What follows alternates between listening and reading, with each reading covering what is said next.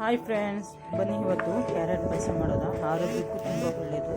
Carrot ಮನೇಲಿ ಯಾವಾಗಾದ್ರೂ ಜಾಸ್ತಿ ತಂದಾಗ ಈ ಥರನೂ ವೇಸ್ಟ್ ಮಾಡೋ ಬದಲು ಈ ಥರನೂ ಒಂದು ಅಡುಗೆ ಮಾಡ್ಕೋಬೋದು. ತುಂಬ ರುಚಿಯಾಗಿ ತುಂಬ ಚೆನ್ನಾಗಿರುತ್ತೆ. ಕ್ಯಾರೆಟ್ ಪಾಯಸ ಮಾಡೋದು ಹೇಗೆ ಅಂತ ನೋಡೋಣ ಬನ್ನಿ.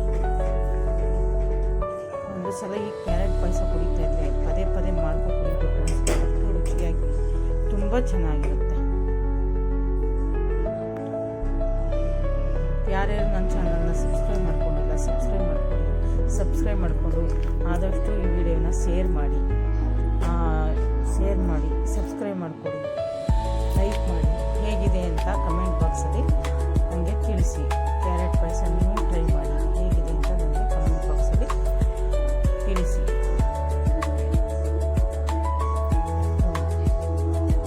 ಎಷ್ಟು ಚೆನ್ನಾಗಿ ಬಂದಿದೆ ಕ್ಯಾರೆಟ್ ಪಾಯಸ.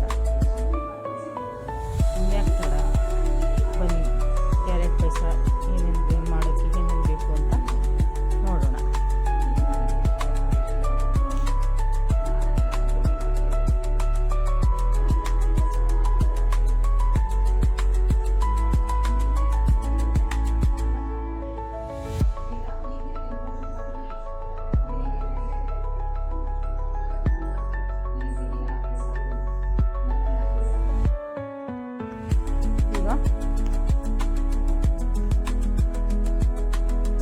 ಕ್ಯಾರೆಟು ತುರಿದಿಟ್ಕೊಂಡಿದ್ದೀನಿ.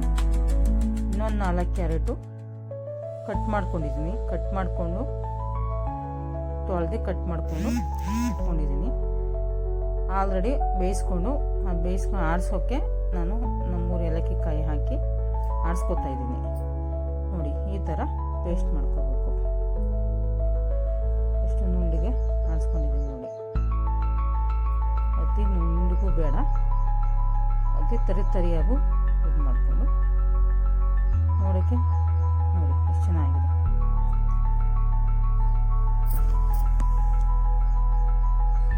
ಬನ್ನಿ ಇವಾಗ ಒಂದು ಪಾತ್ರೆಗೆ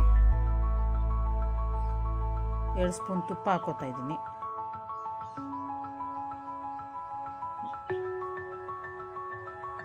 ಗೋಡಂಬಿ ದ್ರಾಕ್ಷಿ ಹಾಕೊಂಡು ಸ್ವಲ್ಪ ಕಂದು ಬಣ್ಣ ಬರೋವರೆಗೆ ಹುರ್ಕೊಳ್ಳೋದ.